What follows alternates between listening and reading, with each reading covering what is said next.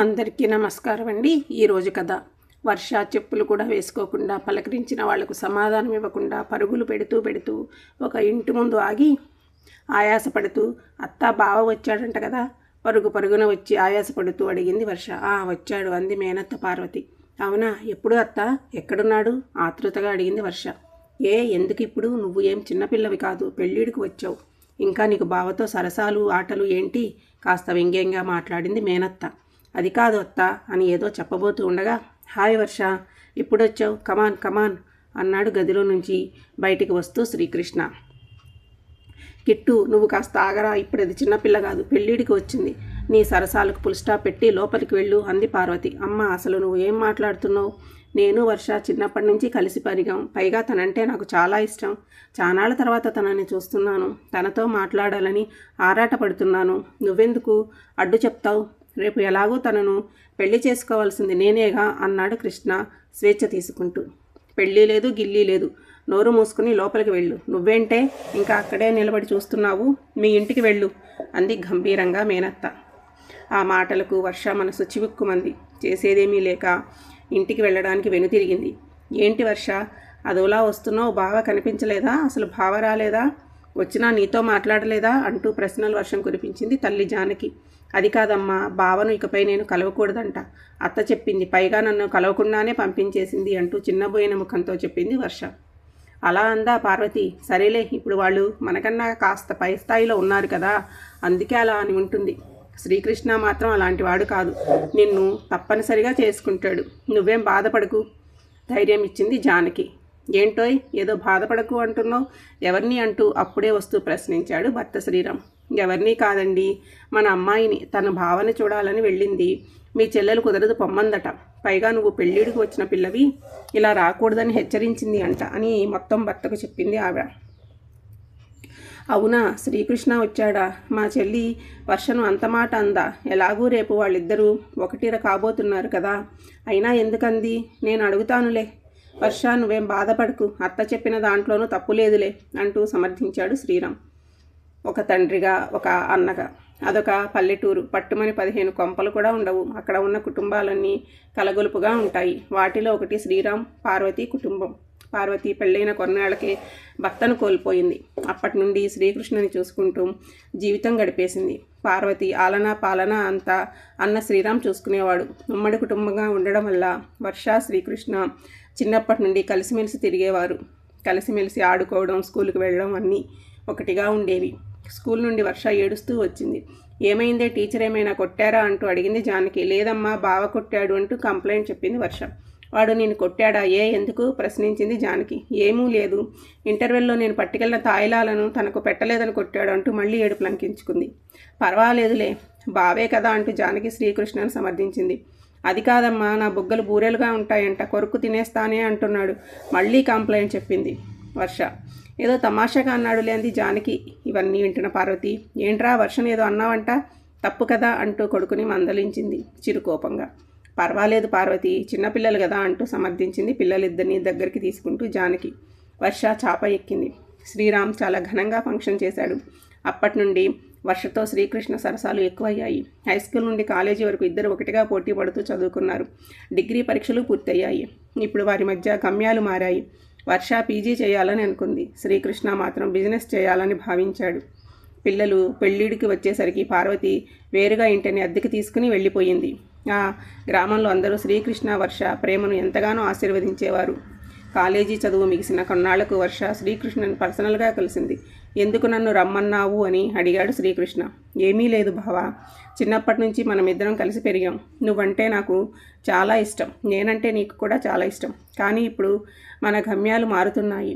నేను పీజీ చేయడానికి వెళ్ళిపోతున్నాను, నువ్వు బిజినెస్ వైపు వెళ్తున్నావు. అందుకే నీ నుండి ఒక ప్రామిస్ తీసుకుందామని రమ్మన్నాను అంది. ఏంటి ఈరోజు మరదల పిల్ల కొత్తగా మాట్లాడుతుంది? నేను బిజినెస్ పేరుతో వెళ్ళిన చోట ఎవరినైనా పెళ్లి చేసుకుంటానని భయమా? అలాంటిది ఏమీ లేదు. ఎప్పటికీ నా గుండెల్లో ఉండేది నీవే. నేను తప్ప నేను ఎవరిని పెళ్లి చేసుకోను. చాలా, ఇట్స్ మై ప్రామిస్ అంటూ ఆమె చేతిలో చెయ్యి వేసి చెప్పాడు శ్రీకృష్ణ.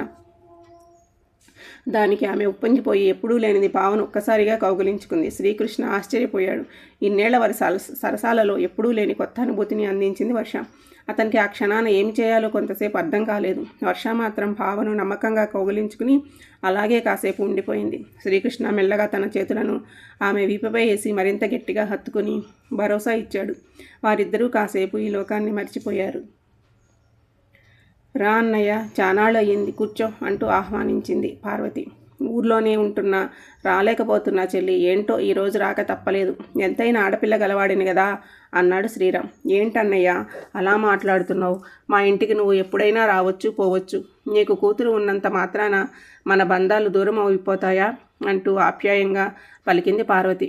మీ అన్నయ్య నీతో ఏదో విషయం మాట్లాడాలంట అంది జానకి. చెప్పన్నయ్య, ఏంటి విషయం అడిగింది పార్వతి.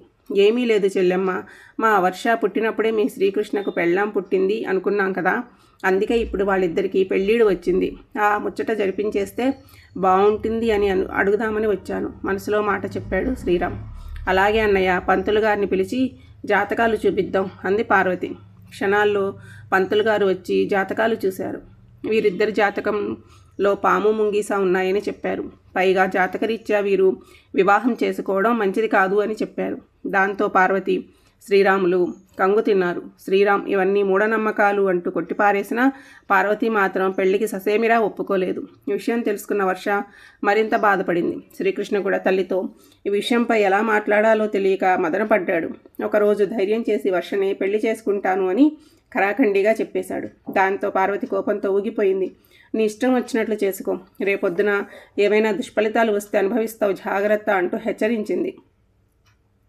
అమ్మ, 21వ సెంచరీలో కూడా ఇంకా ఈ జాతకాలు ఫలితాలు అంటూ కూర్చోవడం అవివేకం. పెళ్లికి కావలసింది ఇద్దరి మనసుల కలయిక. అది మా ఇద్దరి మధ్య చిన్నప్పటి నుంచి ఉంది.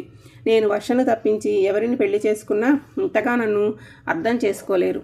అందుకే నేను వర్షను పెళ్లి చేసుకోవడానికి నిర్ణయించుకున్నాను అన్నాడు శ్రీకృష్ణ. తల్లి కొడుకుల మధ్య కాసేపు వాగ్వాదం జరిగింది. శ్రీకృష్ణ వర్షను పెళ్ళాడాడు. ఆ కోపంతో పార్వతి వర్షతో మాట్లాడడం మానేసింది. అతుకు బతుకులుగా ఉన్న ఈ వ్యవహారం చూసి శ్రీకృష్ణ వేరే కాపురం పెట్టాడు. శ్రీకృష్ణ వర్ష హాయిగా సంసార సాగరంలో మునిగి తేలుతూ ఉన్నారు. వారి అనురాగానికి ఇద్దరు పిల్లలు కూడా. అనుకోకుండా ఒకరోజు వారి జీవితంలోకి పెను తుఫాను సంభవించింది. రోడ్డు యాక్సిడెంట్లో వర్ష తీవ్రంగా గాయపడింది. ఈ సంగతి తెలుసుకున్న కుటుంబ సభ్యులు హాస్పిటల్కి వచ్చారు. తల్లిని చూసిన శ్రీకృష్ణ, చూసావా, ఆశీర్వదించాలని నీ నోటితోనే ఆ రోజు శాపనార్థాలు పెట్టావు. ఇప్పుడు నీ కడుపు చల్లబడిందా? జాతకాల మాట ఏమో కానీ పెద్దగా ఉండి కూడా నన్ను ఆశీర్వదించలేకపోయావు అంటూ మండిపడ్డాడు శ్రీకృష్ణ. ఆ పరిస్థితిలో ఏం మాట్లాడాలో పార్వతికి అర్థం కాలేదు. కూతురు పరిస్థితి చూసి శ్రీరామ్ జానకి కుమిలిపోయారు. ఐసీయూ యూనిట్ నుండి వచ్చిన డాక్టరు, డోంట్ వర్రీ, ఇంజ్యూర్స్ ఎక్కువ కావడం వల్ల కోలుకోవడానికి కొంత ఎక్కువ టైం పడుతుంది, బట్ నో ప్రాబ్లం అంటూ శ్రీకృష్ణకు చెప్పి వెళ్ళిపోయాడు. అందరూ కాస్త ఊపిరి పీల్చుకున్నారు. కొంతకాలం గడిచేసరికి వర్షను డిశ్చార్జ్ చేశారు. కోడల్ని హాస్పిటల్ నుండి నేరుగా తన ఇంటికి తెచ్చుకుంది పార్వతి. బెడ్ రెస్ట్లో ఉన్న ఆమెకు పగలంతా పార్వతి సేవ చేస్తే రాత్రిపూట శ్రీకృష్ణ సేవ చేసేవాడు. మెల్లగా కోలుకుంది వర్ష. ఇంజ్యూర్స్ వల్ల ఇదివరకు అందం లేదు. తన అందం అంటే బావకు చాలా ఇష్టం. ప్రతి క్షణం అందాన్ని పొగుడుతూనే ఉండేవాడు. ఇప్పుడు అది కనుమరుగైపోయేసరికి బావకు దగ్గర కావాలంటే ఏదోలా అనిపిస్తుంది వర్షకు. మునుపటి ఉత్సాహం ఆమెలో లేదు. వర్ష పూర్తిగా కోలుకుంది. బిజినెస్ వర్క్ పూర్తి చేసుకుని ఇంటికి వచ్చాడు శ్రీకృష్ణ. ఎప్పట్లాగానే అతనికి భోజనం వడ్డించింది వర్షని. బెడ్రూమ్లో వర్ష కోసం ఎదురు చూస్తున్నాడు శ్రీకృష్ణ. చానాళ్ల తర్వాత ఆమెతో బెడ్ షేర్ చేసుకోబోతున్నా అనుకుంటూ ఉండగానే ఆమె లోపలికి ప్రవేశించింది. ఎప్పుడో మడతపెట్టి పక్కన పెట్టిన తుమ్మచాపను పరుచుకుని దానిపై వెనుదిరిగి పడుకుంది. ఆమె చేష్టకు ఆశ్చర్యపోయిన శ్రీకృష్ణ ఆమె దగ్గరికి వెళ్ళి, వర్ష, ఏమైంది నీకు? ఎందుకిలా కింద పడుకున్నావు? ఎనీ ప్రాబ్లం అంటూ పలకరించాడు. అప్పటికే ఆమె కనులు సన్నగా వర్షిస్తున్నాయి. శ్రీకృష్ణ రావడంతోనే పైకి లేచి ఆమె కనులను శ్రీకృష్ణ తన 2 చేతులతో తుడిచాడు. అంతే, ఆమెలో మరింత దుఃఖం పెరిగి కన్నీరు జలజలా రాలిపోయింది. హే, ఎందుకు ఇలా ఏడుస్తున్నావు? ఇప్పుడు ఏమైంది? అంతా హ్యాపీయే కదా? నేను అదృష్టవంతుడిని కాబట్టే నువ్వు నాకు దక్కావు అంటూ ఆమెను దగ్గరికి తీసుకుని ఓదార్చాడు. లేదు బావా, నేను దురదృష్టవంతురాల్ని. ఆ రోజు అత్తయ్య మాట విని ఉంటే బాగుండేదేమో. ఇప్పుడు ఈ వికృత రూపంతో జీవితాంతం నీ ముందు తిరుగుతూ నిన్ను బాధ పెట్టడం నాకు ఇష్టం లేదు బావా. చచ్చిపోయినా బాగుండేదేమో అంది నీరు నిండిన కళ్ళతో బావ వంక చూస్తూ. హే పిచ్చిదానా, ఏం మాట్లాడుతున్నావు? నేను నిన్ను బతికించుకుంది చంపుకోవడానికి కాదు, నీతో జీవితం పంచుకోవడానికి అన్నాడు శ్రీకృష్ణ. నిజమే బావా, కానీ ఇప్పుడు నువ్వు గిలిగింతలు పెట్టడానికి నా నడుములో ముడతలు లేవు. నువ్వు ఆశగా కొరుక్కు తినడానికి బూరెల్లాంటి బుగ్గలు లేవు. నిన్ను లాలించే అందం ఏది నాలో లేదు. అందుకే మనసు చంపుకొని చెబుతున్నాను. నువ్వు నా కోసం మరో అందమైన అమ్మాయిని పెళ్లి చేసుకోవాలి బావా అంది, గుండెల్లో భారాన్ని దించుకుంటూ, తన మనసులో మాట బయట పెడుతూ. బాగుందే నీ వరస. ఇదేనా నీ బావ పట్ల నీకున్న నమ్మకం? ఇంతేనా నీ భావను నువ్వు అర్థం చేసుకున్నది? నేను ప్రేమించినది నీ అంత సౌందర్యాన్ని, నేను ఆరాధించినది నీ బాహ్య సౌందర్యాన్ని అయినంత మాత్రాన నేను నిన్ను ఎలా వదులుకుంటాను అనుకున్నావు? అందం జీవితాంతం ఎవరికీ ఉండదు, ప్రతి స్టేజ్లోనూ మారుతూ ఉంటుంది. అందుకని ప్రతి స్టేజ్లో అమ్మాయిని పెళ్లి చేసుకోమంటావా? నేను జీవితానికి సరిపడినంత అందాన్ని నీలో ఆరాధించాను. ఇప్పుడు నాకు కావలసింది అందం కాదు, నీతో బంధం. దానిని నేను వదులుకోవడానికి సిద్ధంగా లేను. ఇలాంటి పిచ్చి మాటలు ఎప్పుడూ నాకు చెప్పకు, మీ బావకు కోపం వస్తుంది అన్నాడు. ఆమె గడ్డం కింద చెయ్యి నుంచి తలను పైకి ఎత్తుతూ. దానికి ఆమె సరే అన్నట్లు తలాడించింది. వర్ష చెయ్యి పట్టి తన బెడ్ వైపు నడిపించాడు శ్రీకృష్ణ. కాలం గడిచింది. సాంకేతిక పరిజ్ఞానం కారణంగా వర్ష కాస్మెటిక్ సర్జరీలతో పూర్వపు అందాన్ని పొందింది. ఈరోజు వాడి పెళ్లి రోజు. జానకి శ్రీరాముల రాకతో ఇల్లంతా హడావుడిగా ఉంది. పార్వతి వంటగదిలో వంటలు చేస్తూ బిజీగా ఉంది. పిల్లల కేరింతలతో ఇంట్లో సందడి మారుమ్రోగుతోంది. సమయం రాత్రి 10:30 అయ్యింది. బెడ్రూమ్ కొత్త కాంతులతో విరజిల్లుతుంది. శోభనం పెళ్లి కొడుకులాగా గదిలోకి ప్రవేశించాడు శ్రీకృష్ణ. అప్పటికే అతని కోసం వెయిట్ చేస్తుంది వర్ష. ఏంటి మరదల పిల్ల, తెగ మురిసిపోతున్నావు అన్నాడు శ్రీకృష్ణ వర్ష వంక చూస్తూ. ఏముంది బావా, నా అంత సౌందర్యాన్ని బాహ్య సౌందర్యాన్ని నీకు రాసిద్దామని అంది కొంటెగా. అంత సౌందర్యం ఓకే అనుకో, మరి బాహ్య సౌందర్యం మాట ఏమిటో ఊరకంట చూస్తూ చిలిపిగా ప్రశ్నించాడు శ్రీకృష్ణ. ఏముంది, ఇదంతా తమరి చలవే కదా, అందుకే జిలేబీ లాంటి పెదాలు, బూరెల్లాంటి బుగ్గలు అంటూ వర్ష సిగ్గు విడిచి రెచ్చగొడుతూ మాట్లాడుతూ ఉంటే, ఆగాగు నీ వర్ణన చాలిక, ఫుల్ మీల్స్ రెడీ అంటావు అంతేగా అన్నాడు శ్రీకృష్ణ మరింత కొంటెగా.